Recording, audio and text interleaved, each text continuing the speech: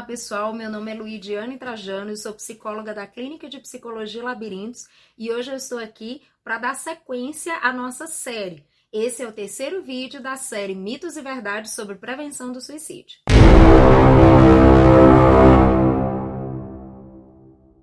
Então, o nosso terceiro mito, o mito que nós vamos abordar hoje é: quem planeja se matar está determinado a morrer. Esse é um pensamento muito comum. A ideia de que alguém que planeja se matar é porque de fato deseja morrer. A primeira incoerência, a respeito desse pensamento é que não necessariamente uma tentativa de suicídio ou um suicídio é planejado. Existem pessoas que podem construir um planejamento suicida de fato, mas existem tentativas de suicídio que são plenamente impulsivas, ou seja, não houve um planejamento prévio, houve apenas um impulso a esse respeito e a pessoa tentou com os meios que ela tinha naquele momento. Então, a primeira incoerência é essa. Ou seja, a ideia de que alguém que tem uma ideação suicida, essa pessoa sempre vai planejar, não necessariamente. E é por isso que a impulsividade é um aspecto importante na avaliação de risco suicida. A gente vai falar disso um pouquinho mais adiante, tá? A segunda incoerência é que, quando nós falamos que alguém que tenta suicídio é porque está determinado a morrer, a ideia é que essa pessoa, ela está tão determinada que não há o que se possa fazer. E isso é um mito porque, se assim o fosse, não haveria sentido em se ter prevenção do suicídio. Se é possível prevenir, então é possível fazer algo, que seja uma alternativa a essa saída que a pessoa encontrou no momento. O que se trata, o que está em questão quando alguém pensa em suicídio, quando alguém está com a ideação suicida, é o sofrimento.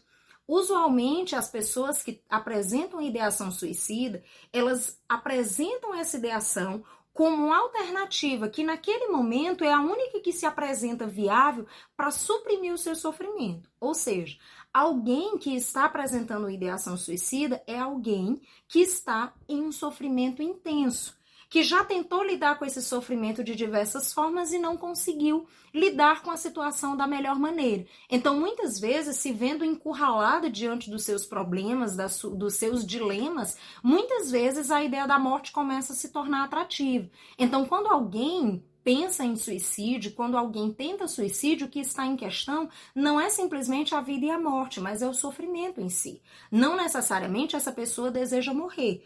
Ela muitas vezes deseja suprimir esse sofrimento. Então, esse é um aspecto fundamental. Por quê? Quando nós falamos de suicídio, quando nós falamos de alguém que apresenta uma ideação suicida, geralmente nós estamos diante de alguém que apresenta um comportamento ambivalente. Ou seja, existe um conflito entre o desejo de morrer e o desejo de viver. Ou seja, existe essa ideia de que a pessoa deseja viver, mas sem esse sofrimento que a atormenta. No entanto, não conseguindo lidar com esse sofrimento muitas vezes, a ideia da morte começa a surgir nesse horizonte e aí esse desejo de morrer começa a conflitar com o desejo de viver. Então, a ambivalência é uma das características importantes de observar quando alguém apresenta uma ideação suicida, ou seja, essas oscilações. Uma hora tende ao desejo de morrer, outra hora tende ao desejo de viver. Então é um aspecto importante. Como eu já falei, a impulsividade também é uma característica essencial no processo de avaliação de risco. Por quê?